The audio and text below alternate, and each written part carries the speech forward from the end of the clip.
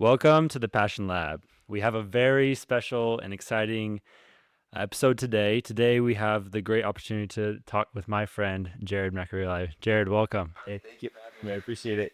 Yeah, Jared. So, thank you again for coming on. I'm really excited to kind of have this conversation today. But before we kind of jump into the meat of what we're going to be about today, why don't you give the audience just a little bit of a background on who you are and just anything you want to share with the audience? Yeah, absolutely. Yeah, my name is Jared Macarilay. I'm 25 years old. I was raised most of my life here in Utah. I was born in the Philippines though.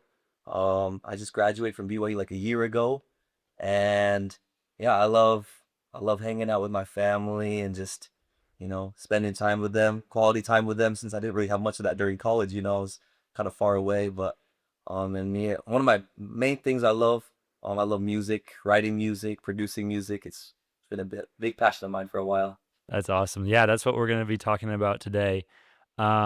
Music, your love for music, songwriting, and producing. Um, why don't you just give me a little bit of background kind of on your whole life with music? How has music like evolved in your life? How has it become, I guess, before we end up talking about what it's become, kind of like give me a background on what music has meant to you and how it has played a role in your life from when you were born until now. Yeah, absolutely. I think for me, it really started when I was like in third grade, when I was first introduced to the ukulele. And because my whole life, my brothers and my sisters had all been playing it, and I was like one of the only ones in my family that never picked it up. And so I picked it up just because I wanted to be like them. That's the main reason why I picked it up. And I think that's really where it just stemmed from. It made me want to learn more instruments. So in junior high in seventh grade, I remember wanting to play the trumpet for my whole life because I'm like, I'm loud and obnoxious, might as well get a loud and obnoxious instrument. And so I played trumpet, I played jazz, I played all the different like orchestras and ensembles, all the way through my senior year of high school. And honestly, that gave me like some of the best experiences that I had through high school, and the best memories was because of the trumpet and band. Yeah. And then I think a really big turning point for me, especially um, when my focus for music kind of even inched closer towards it, was my senior year of high school. I My friends were in a band and they invited me to join the band. We were called the Schwacksters. Yeah, that's the name. But we were like a alternative rock band pretty much that we just wanted to play for the school battle of the bands, and that was the goal. And so my whole senior year and even after senior year, like throughout the summer, we just played shows and played music for everyone, and it was awesome. Yeah, That that's sounds that's where it stemmed from, really. that's so cool. So it sounds like you've always had an instrument in your hand from like the time you were what, 8, 9 years old, just always wanting to just have music be a part of your life. When you said so when you were in that band in your senior year and then the summer after, what instrument did you play? What was your part? I played the tambourine.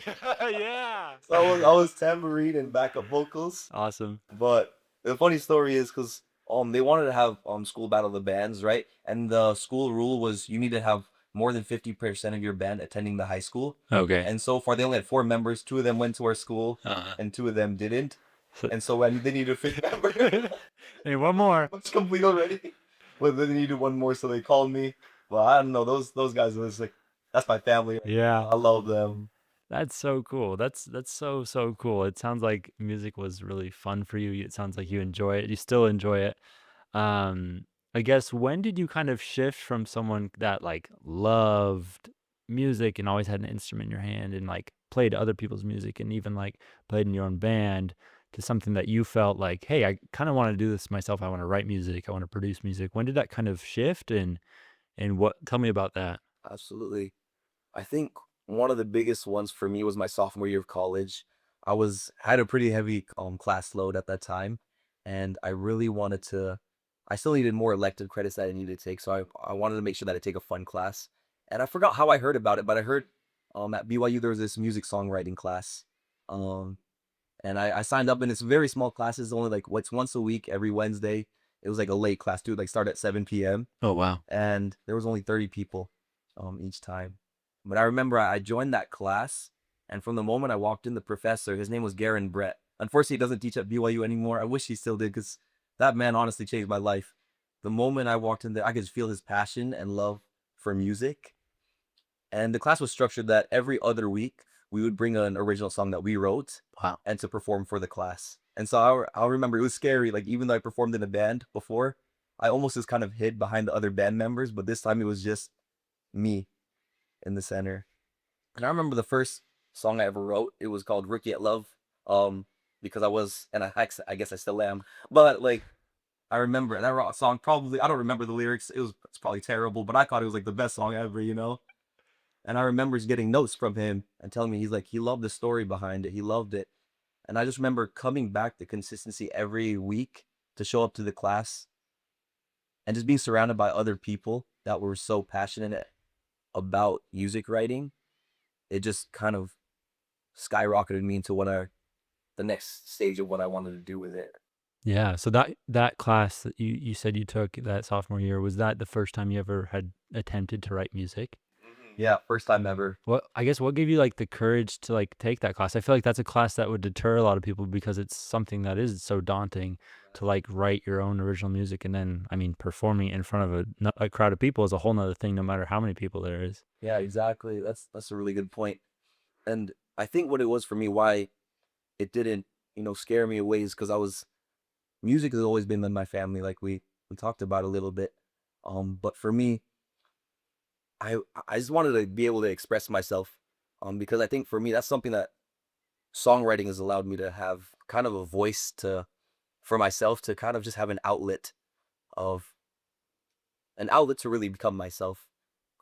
Because I think for those my freshman and sophomore years, I was so focused on school. It's not a bad thing, but I was almost so hyper focused that I kind of tossed every other part of my life kind of away Yeah. to the side.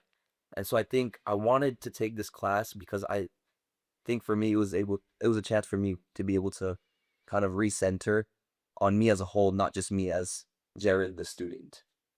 That's really cool. I mean, you kinda talked about the way it sounds, at least to me, and you correct me if I'm wrong, you kind of had a point where you had lost part of your identity in a sense, where, like, you had been so hyper focused on being a student that you had the opportunity to start something new. Although it's been part of your life, it's not for most of your life, it was a new way of exploring music, a new way of exploring yourself. And I guess in conjunction with that, how would you say that, like, obviously, as someone who loves the Philippines myself, I understand that music is a big part of the Filipino culture. So, on top of, like, your background with your family, and it sounds like your siblings had an effect on your love for music as well, how has your, like, culture and familial and just, like, your entire background kind of shaped your love for music? If you could share, like, maybe experience or something like that. Yeah, I think yeah, that's a great point. The Philippines they love music. You'll hear it on the streets, you'll hear karaoke, and they don't care what time it is. They'll just be singing whenever. And I think that was one of my first experiences with it. How my culture shaped it. The Filipino culture is so joyful and so happy, and they music was kind of just integrated into that. For me and my friends, instead of hosting game nights, we'd host jam sessions, Oh. and I think for me that was awesome because we got to connect through through music, and it was almost felt like we were still having conversations with each other. And people would perform their original music, we'd perform music that we all loved, we'd introduce each other to new music. And so I think having those experiences, my culture has just shown me how joyful music can be. I think it's really healing for the soul, whatever it is. And music doesn't just have to make you feel happy, it can make you feel sad, it can make you feel just put you into thought. But I think all of those eventually lead us back to joy.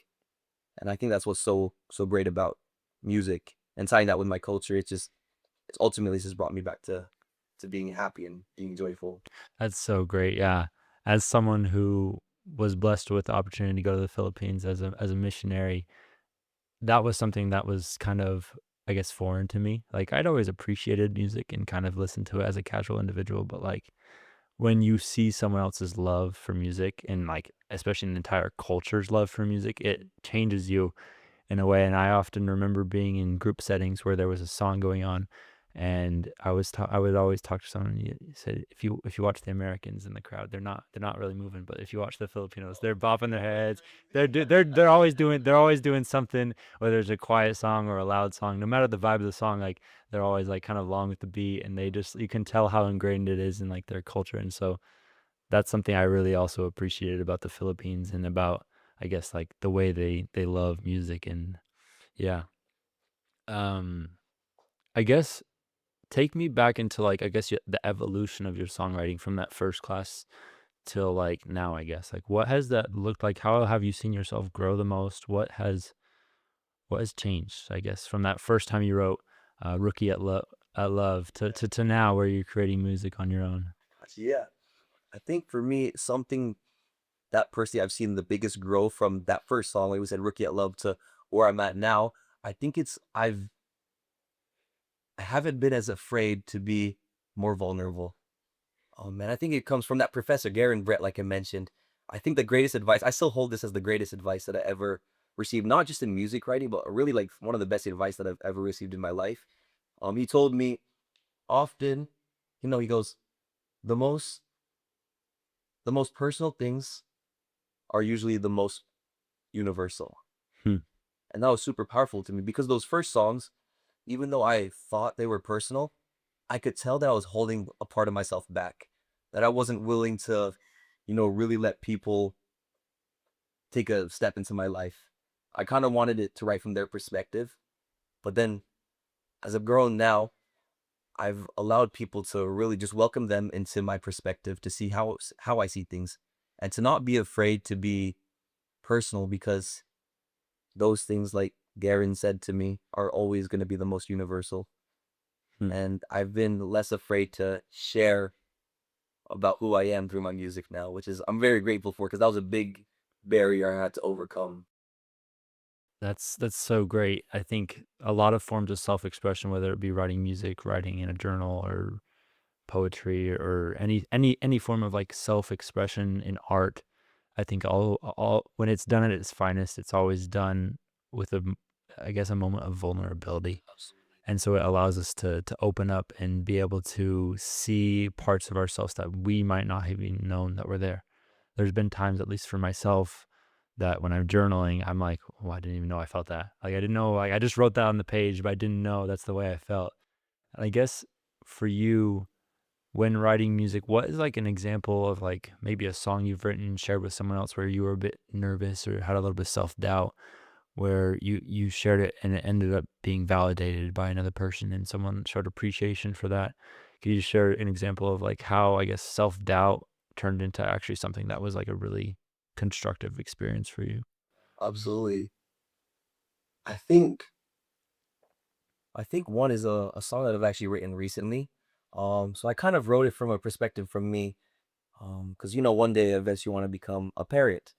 And I want to be able to, raise kids and to be able to love them. And so I wrote a perspective of me being a parent, singing to my kid at the bedside, right? And this song is kind of talking about even though how the trials of life that they go through, that's scary outside, it can be scary, that they can always find comfort, near me or at home. And so I think I was scared to share that song because when I wrote it in Tagalog, Yeah. and I was scared because sometimes my grammar in Tagalog is not perfect. And then I was gonna show it to my parents, and they have like perfect Tagalog grammar, and I Yeah. was like, oh man, like I was very nervous, and I was hesitant for a few days actually to share it with them, even though I'd written it. I was hesitant because I said, oh man, almost scared of the feedback, which is a prideful thing of me. But I think it was just fear. That's what it was. But then I've been playing it in my room, and then my dad actually heard it one time, and he goes, "What's that you've been writing?" And I'm like, "Oh, it's this." Kind of just trying to push it off to the side, so I don't have to share it. He goes, "Can mom and I hear it?" I'm like, "Oh, yeah. Let me grab my guitar." And so I played it for that, and I remember looking at my dad's face just after. He was kind of just looking off into the distance, kind of just thinking, and he goes, "That honestly might be my favorite song that you've written so far." Wow. And that for me, that helped me overcome my doubt of, it was almost the mechanical things of grammar and punctuation and how I pronounce words to something that helped my dad reflect on his life of maybe his relationship with me or any of my siblings or how my mom looked at us too. And that was super rewarding for me, because it was not just another song for me, but at that point it was me overcoming my doubt and fear. Wow, that's powerful, and that's like probably a pretty special experience to share with a parent. I mean, at least the way I feel like getting the validation of your parents as an adult is kind of something that like even as a kid, like everyone kind of strives for their parents' admiration and love and approval, and not necessarily like in a nagging way, but when you've written something so personal and been able to like have a profound effect on someone else and have them feel the emotion that you intended it to feel is such a rewarding thing. And that's such a cool experience. Thank you so much for sharing that. And I'm sure that you've had many other experiences just as you've been able to become more vulnerable with your music. You might have already shared this a little bit, but what is, I guess, something that has helped you be vulnerable? Like, is it just wanting to be your whole self? Is it been someone else's influence on you, or is it mostly internal? Like, how does that look like being able to? Because being vulnerable is something that's really difficult. It's a super scary thing. I mean, me myself, I struggle with it, but also like when we're vulnerable, we're able to show up, I guess, and express ourselves in a way that's the most true to who we are. And often the people that experience you being vulnerable are able to connect on a deeper level rather than just a surface level.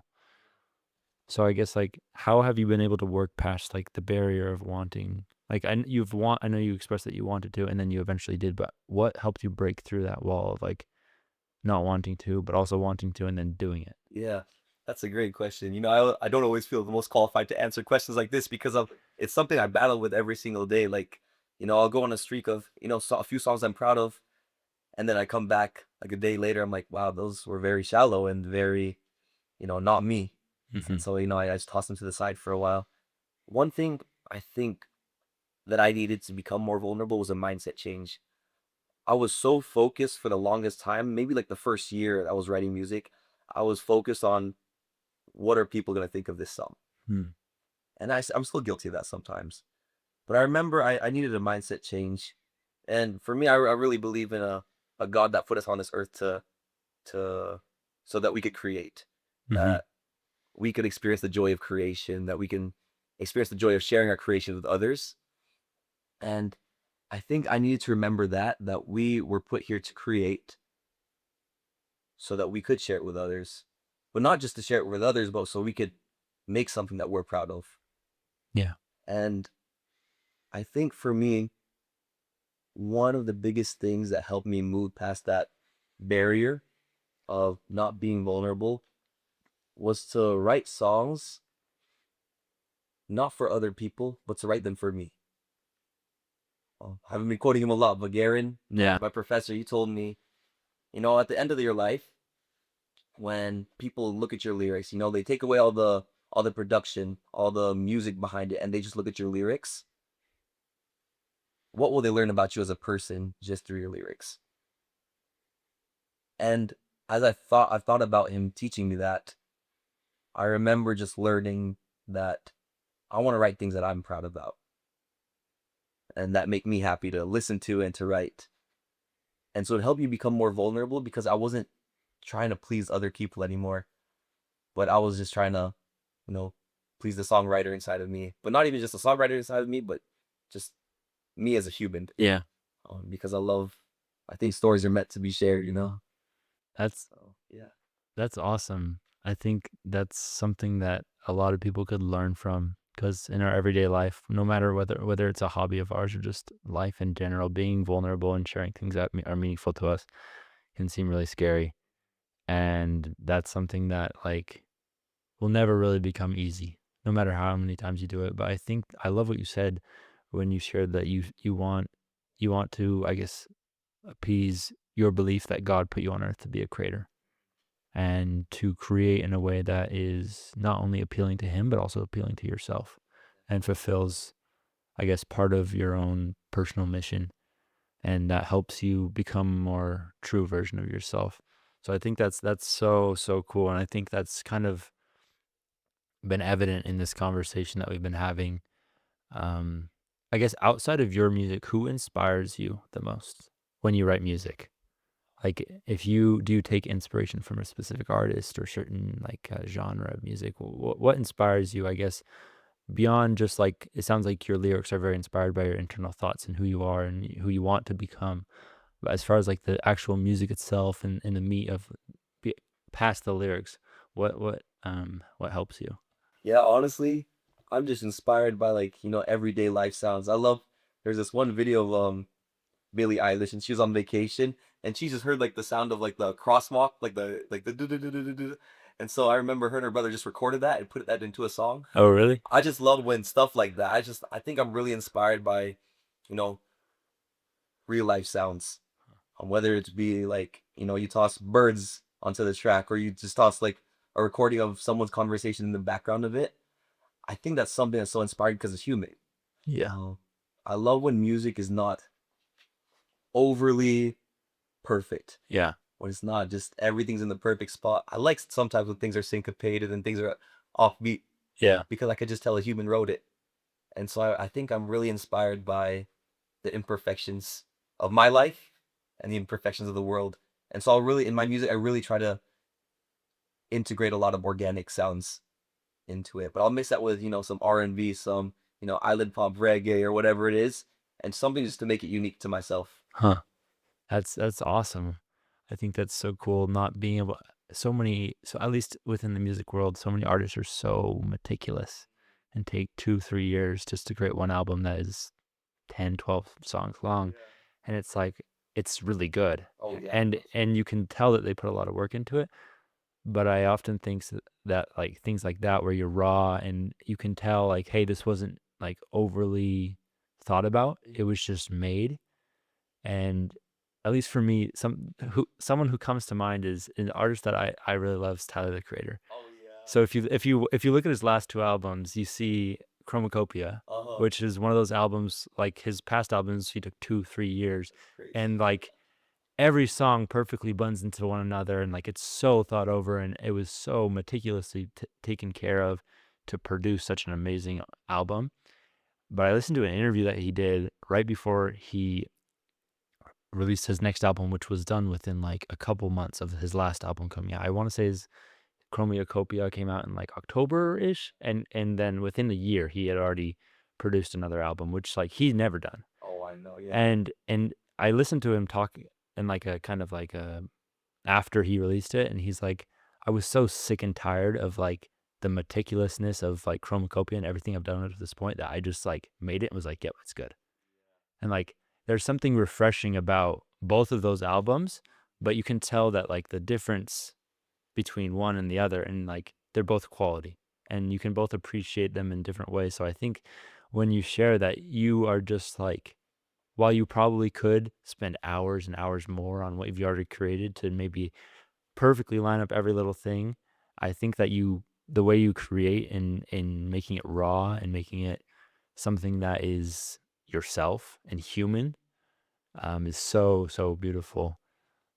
So yeah, I just really appreciate you sharing that.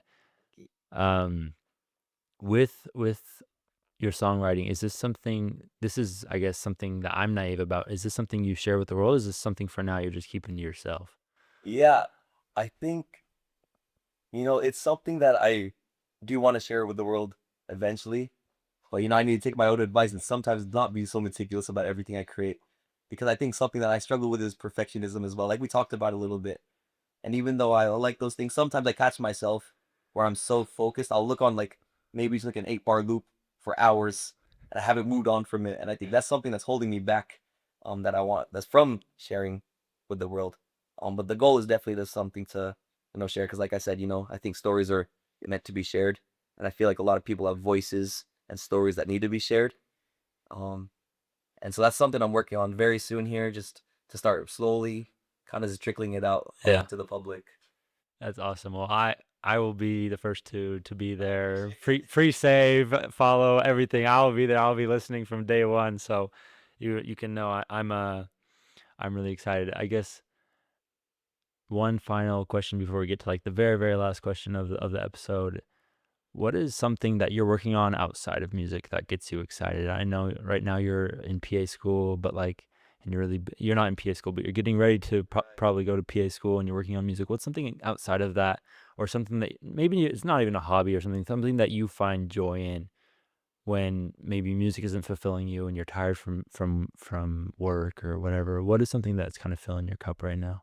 Yeah, I think something is just kind of rekindling old friendships that I've had because I've come to that point. I graduated college a year ago.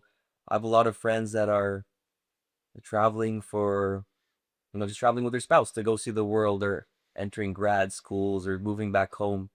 And so there's been a lot of friends that I'm so grateful for that I had it in college that I've kind of lost over the last year just due to distance alone.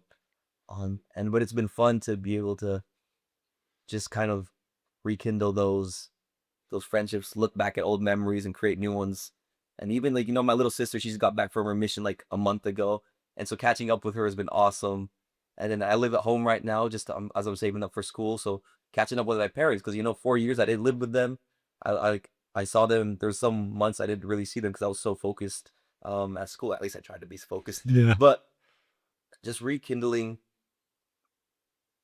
yeah, rekindling old relationships that I've had has brought me so much joy recently, and something I want to continue to do honestly for the rest of my life because these were really some of the greatest years of my life, and I just want to bring that momentum onward.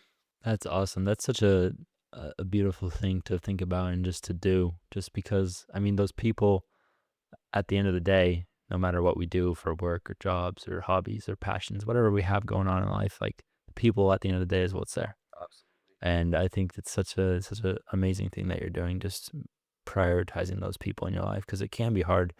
We get so caught up in what we're doing with our life and just life is busy. That's just the nature of life, and I think it's so awesome that you are being so intentional with that.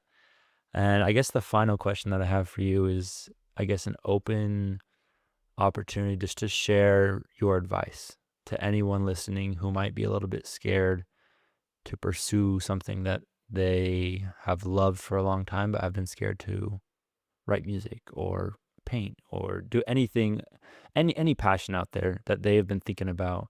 What would be your advice to someone that wants to do something like that? Yeah, that's a great question. I think I just want to echo something that my mom always told me from a young age. I think she quoted it from someone else, but I just see it as a quote from my mom. She said the best time to plant a tree was 20 years ago. Um, the second best time to plant a tree is right now. And I think that's so true, I think if we wait until if the first product that you put out, whether that be a song, a painting, anything, or if the first product that you put out to the public is perfect, I personally think you waited too long to put something out because they missed all the growth and the journey behind that. And so I think my advice would be is just put out your imperfections. You know, there's gonna be some songs that I'll put out and the key, I'll be singing off key maybe a little bit, but I think that's a fear that I'm gonna try and get over too, and I need to take my own advice on that. But I think just don't be afraid to be human. With all this AI and all this perfectionism and everything out there, I think we just need to remember that we're humans and we're family, and a family's just here to support you, really. And so just put out there things from your life. Yeah, don't be afraid to be imperfect. And that's something that was one of the biggest barriers and still one of the biggest barriers that I continue to battle every single day. Thank you so much, Jared. That's some really sound advice, and I really appreciate you coming on, you sharing your time and your experiences and everything that you've shared with us today. So I just wanted to show my appreciation right now and just thank you for being the first guest, Yeah, thank you for having me. It's an for honor. supporting me and planting my tree, because I couldn't have planted it 20 years ago. Yeah, So I'm here now. yeah, thank you for Um, having me. It's been awesome. yeah, thank you so much. Thank you to everyone who's listening, and thank you for tuning to the Passion Lab, and we'll see you in the next episode.